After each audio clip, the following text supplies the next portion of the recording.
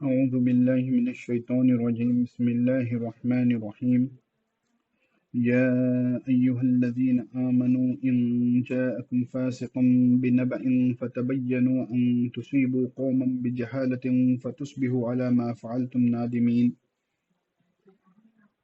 واعلموا أن فيكم رسول الله لو يطيعوكم في كثير من الأمر لعنتم ولكن الله حبب إليكم الإيمان وزينه في قلوبكم وكره إليكم الكفر والفسوق والعصيان أولئك هم الراشدون فضلا من الله ونعمة والله عليم حكيم۔ سورۃ الحجرات کے اسباق درست چل رہے ہیں۔ پچھلی آیت کریمہ میں شروع سے ہی دو چند مسائل آئے ہیں۔ پہلی آیت میں یہ حکم دیا گیا کہ کہ اللہ کے رسول صلی اللہ علیہ وسلم کے اور اللہ رب العزت سے آگے نہ بڑھو۔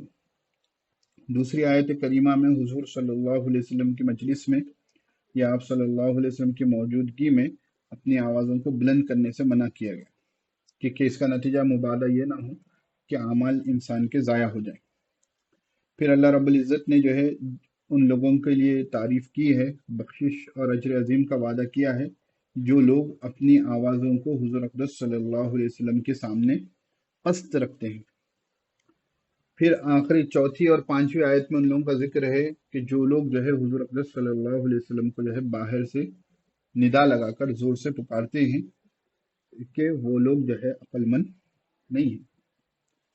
اب یہاں پر ایک اہم مسئلہ ہے، اور اپنے اصول حدیث وغیرہ جتنی باتیں پڑھی ہیں ان کی ایک بنیادی دلیل آیت کریمہ ہے، یا ایھا الذین آمنوا ان جاءکم فاسق بنبأ فتبینوا۔ آج کے زمانے میں اس کی ضرورت اور زیادہ ہو گئی کہ اے ایمان والو، ان جاءکم فاسق، جب تمہارے پاس کوئی فاسق خبر لے کر آئے، بنبأ کسی خبر کے ساتھ آئے، فتبینوا تو اس کی خوب تحقیق کریے۔ ٹھیک ہے، اس قرآن کریم کی آیت کریمہ کے الفاظ عام ہیں، اور ایک خاص واقعہ پیش آیا تھا جس کی وجہ سے یہ آیت کریمہ نازل ہوئی۔ ہوا یہ تھا کہ بنو المستلق قبیلہ ہے، اس کے سردار حضور اقدس صلی اللہ علیہ وسلم کی مجلس میں آئے اور آپ صلی اللہ علیہ وسلم کے ہاتھ پر اسلام قبول کیا، اور حضور اقدس صلی اللہ علیہ وسلم سے فرمایا کہ اللہ کے رسول صلی اللہ علیہ وسلم، میں اپنے قبیلے جاتا ہوں اور انہیں ایمان کی دعوت دیتا ہوں، پھر جو لوگ ان سے صدقات اور ان سے زکوٰۃ کی رقم وصول کرتا ہوں، تو فلاں وقت تک میں یہ اپنے کام کو انجام دے لوں گا، فلاں مہینے میں فلاں تاریخ کو آپ اپنے قاصد کو بھیج دینا کہ میں انہیں زکوٰۃ کی رقم ان کے حوالے کر دوں گا۔ بات طے ہوئی، وہ صحابی اپنے قبیلے جاتے ہیں، جا کر لوگوں کو اسلام کی دعوت دیتے ہیں، لوگ اسلام قبول کرتے ہیں اور وہ ان سے زکوٰۃ کی رقم جمع کر رکھ لیتے ہیں۔ تو جو دن متعین تھا اس وقت اللہ کے رسول صلی اللہ علیہ وسلم ایک صحابی کو بھیجتے ہیں جن کا نام ہے الولید بن عقبہ رضی اللہ تعالی عنہ۔ تو ولید بن عقبہ کو قبیلے بنو مستلق کی طرف حضور صلی اللہ علیہ وسلم روانہ کرتے ہیں، روانہ کر کے کہتے ہیں کہ وہ لوگ زکوٰۃ کی رقم دیں گے، لے کر آ جانا۔ تو حضرت ولید بن عقبہ رضی اللہ تعالی عنہ وہاں سے نکلے، راستے میں جا رہے تھے تو پہلے سے بنو مستلق قبیلے سے ولید بن عقبہ رضی اللہ تعالیٰ عنہ کی دشمنی تھی۔ اب انہیں ڈر ہوا، روایتیں متفرق ہیں الفاظ، ٹھیک ہے۔ بعض مفسرین کہتے ہیں، ابن کثیر رحمۃ اللہ علیہ نے جس روایت کا ذکر کیا کہ یہ راستے سے واپس ہو گئے، مسند احمد کی روایت ہے کہ اس ڈر سے کہ کہیں وہاں جاؤں گا اور اگر وہ لوگ اسلام نہیں لائے تو مجھے قتل کر دیں گے کیونکہ پرانی دشمنی ہے۔ ادھر اس قبیلے کے جو سردار تھے بنو مستلق کے، وہ لوگ زکوٰۃ کی رقم لے کر انتظار میں تھے کہ حضور اقدس صلی اللہ علیہ وسلم کے قاصد کو آ جانا چاہیے، وہ اسی انتظار میں تھے، قاصد نہیں آیا وقت متعینہ پر، تو وہ گھبرا گئے اور اپنے سرداروں کو جمع کر کہا کہ اللہ کے رسول صلی اللہ علیہ وسلم سے میں نے گزارش کی تھی کہ اس وقت تک اپنے کسی قاصد کو بھیج دیں، شاید حضور اقدس صلی اللہ علیہ وسلم ہم سے ناراض ہیں، اللہ اور اس کے رسول کسی وجہ سے، اس لیے قاصد ہمارے پاس نہیں آئے، تو چلیں ہم کیا کرتے ہیں کہ کیا کریں۔ تو پورے لوگ جو ہیں حضور صلی اللہ علیہ وسلم کی مجلس میں حاضر ہونے کے لیے نکلے. یہاں یہاں بنو مستلق قبیلے میں یہ واقعہ چل رہا ہے، اور ادھر ولید بن عقبہ رضی اللہ تعالیٰ عنہ، ٹھیک ہے، وہ حضور اقدس صلی اللہ علیہ وسلم کی مجلس میں واپس آتے ہیں. حضور نے کہا کہ کیا ہوا، زکوٰۃ وغیرہ کا مسئلہ؟ تو وہ کہتے ہیں کہ ان لوگوں نے زکوٰۃ دینے سے منع کر دیا اور وہ میرے قتل کے در پر تھے. تو یہاں پر ایک مس ریپریزنٹیشن ہو گیا، ٹھیک ہے نا. اب دیکھو یہاں ایک بات اچھے سے سمجھو، ٹھیک ہے نا. شیعہ حضرات جو ہوتے ہیں نا، یہ آیت کریمہ کو جو ہے صحابی کے فاسق ہونے پر دلیل مانتے ہیں. سمجھے؟ ہمارا عقیدہ ہے الصحابۃ کلہم عدول، صحابہ تمام کے تمام عادل ہیں. اللہ رب العزت نے ہر صحابی کے بارے میں رضی اللہ عنہم ورضوا عنہ کا پروانہ دے دیا، ٹھیک ہے. اب یہ تکوینی دور سمجھیں کہ انسان کے ساتھ جو باتیں پیش آ سکتی تھی، بعض علماء کہتے ہیں کہ جو مسائل پیش آ سکتے تھے، جن مسائل کو نبوت کی شان کے خلاف نہ ہو، اس میں حضور صلی اللہ علیہ وسلم سے اس مسئلے پر عمل کروایا. جیسے منہ بولے بیٹے کی مطلقہ سے نکاح کرنے کا مسئلہ، تو یہ نبی کی شان کے خلاف عمل نہیں تھا. تو اللہ کے رسول صلی اللہ علیہ وسلم کے جو منہ بولے بیٹے تھے حضرت زید بن حارثہ رضی اللہ تعالیٰ عنہ، تو اللہ کے رسول صلی اللہ علیہ وسلم نے جو ہے ان کی مطلقہ یعنی زینب بنت جہش رضی اللہ تعالیٰ عنہ سے نکاح فرمایا. تو ایک پریکٹیکل ایگزامپل سیٹ کر دیا گیا. اس کے علاوہ بشریت کے تقاضے سے صحابہ کرام رضی اللہ عنہ مجمعین سے بھی بعض مرتبہ خلاف واقع باتیں ہوئیں، کیونکہ وہ صحابہ تھے، حضور کے شاگرد تھے. امت کے لیے اللہ رب العزت نے انہیں بھی رول ماڈل بنایا ہے، تو ان کی توبہ بھی ویسی ہی تھی. ان سے جو غلطی ہوئی، ان کی پکڑ بھی ویسی ہوئی، ان کی توبہ بھی ویسی ہوئی. مثال کے طور پر سورہ توبہ میں ان 3 صحابہ کو جو واقعہ منقول ہے کہ پکے صحابی تھے، وہ لوگ جہاد میں شریک نہیں ہوئے، واپس آنے پر انہوں نے جھوٹ بھی نہیں کہا، تو تقریباً 40 یا 50 دن تک جو ہے ان کا سماجی بائیکاٹ ہوا. اس کے بعد قرآن کریم میں ان کے بارے میں برات کا اظہار نازل ہوا. اسی طرح جو ہے غالباً سمامہ رضی اللہ تعالیٰ عنہ، ٹھیک ہے نا، انہوں نے جو ہے کچھ ایسا کام کر دیا کہ ٹھیک ہے، غالباً نا ان لوگوں کو، یہ یہودیوں کا قبیلہ تھا، ان کو کچھ اشارہ دے دیا جس کی وجہ سے انہیں ڈر ہوا کہ اللہ رب العزت مجھ سے پکڑ کریں گے، میں نے یہ غلط حرکت کی. تو مسجد نبوی میں گئے اور جو ہے ستون سے جو ہے خود کو باندھ لیا. تب تک باندھے رکھے جب تک کہ اللہ رب العزت کی طرف سے ان کے بخشش کا اعلان نہیں ہو. تو ایسے متفرق واقعات صحابہ کرام رضی اللہ عنہ مجمعین کی زندگی میں آپ کو مل جائیں گے کہ جن کی وجہ سے ان سے جو گناہ سرزد ہوا، ان سے بشریت کے تقاضے سے جو غلطی سرزد ہوئی، اس پر انہوں نے ایسی توبہ کی کہ ان کا درجہ اللہ رب العزت کے نزدیک اس توبہ کے بعد اور اونچا ہو گیا. یہاں پر ولید بن عقبہ رضی اللہ تعالیٰ عنہ سے بھی بشریت کے تقاضے سے غلطی ہوئی. اب آپ جتنے اپنے دماغ سے کہہ لیں باتیں، حضور کا حکم تھا وہ چلے گئے، لیکن راستے میں جو ہے ان کو ڈر یہ لاحق ہو گیا کہ کہیں اگر وہ اسلام ابھی قبول نہ کریں، کیونکہ میری پرانی دشمنی تھی، کہیں مجھے قتل نہ کر دے. شیطان نے بھی ممکن ہے ڈر کو اور بڑا چڑھا کر بتایا ہو اور وہ واپس آ گئے. اور اللہ رب العزت کی بھی مشیت تھی کہ تقاضا تھا کہ قرآن کریم کی یہ آیت موجود ہے، لوح محفوظ میں تھی، لوح محفوظ سے آسمان دنیا پر تھی، دنیا میں اس کو نازل کرنا تھا. اس کے لیے اللہ رب العزت کی مشیت میں یہ بات تھی کہ ولید بن عقبہ سے یہ غلطی ہوگی، اور اس غلطی کی بنا پر یہ آیت کریمہ آئے گی، اور آگے اصول حدیث کی بنیاد بھی یہ بنے گی، اسماء الرجال کی بنیاد بھی یہی آیت کریمہ بنے گی. تو اس سے حضرت ولید بن عقبہ رضی اللہ تعالیٰ عنہ کی صحابیت پر ذرا بھی حرف نہیں آتا. بعض آیتیں ہوتی ہیں، بعض باتیں ہوتی ہیں، فتیین کے لیے ان کی آزمائش کا ذریعہ بن جاتی ہے، ٹھیک ہے، چاہے وہ سلمان ندوی کی شکل میں رہن دو، چاہے جو ہے رافضیوں کی شکل میں رہن دو، چاہے کسی انجینئر کی شکل میں رہن دو.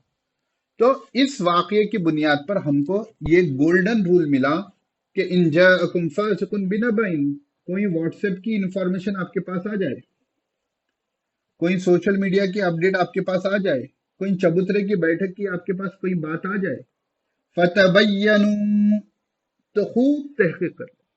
تحقیق کس سے کریں گے؟ اس لائن کے جو ایکسپرٹ ہوں گے ان سے کریں گے. آپ کے پاس کوئی حدیث آ جائے کہ جو ہے کہ رمضان کی خوشخبری دینے پر جنت کا وعدہ ہے، تو آپ جو ہے جو حدیث کے ایکسپرٹ ہوں گے ان سے پوچھیں گے. اللہ کے رسول صلی اللہ علیہ وسلم کے زمانے میں جو ایکسپرٹس تھے، جو سب باتوں کے ہوتا ہے، وہ جو ہے حضور اقدس صلی اللہ علیہ وسلم کے پاس بات پہنچتی تھی.